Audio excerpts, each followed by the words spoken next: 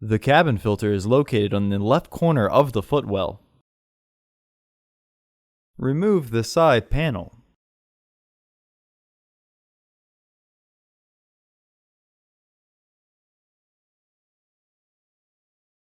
Remove the filter housing door by pulling the base tab down and then the filter housing door out to remove it.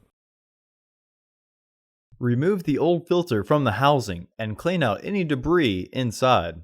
Install your new AQ1285 filter into the housing, with its airflow indicating arrow pointing towards the back of the car. Recommended replacement every 15,000 miles or 1 year. Refer to your vehicle owner's manual for specifications.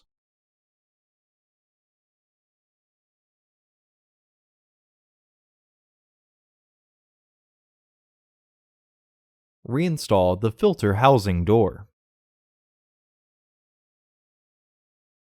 Reinstall the side panel.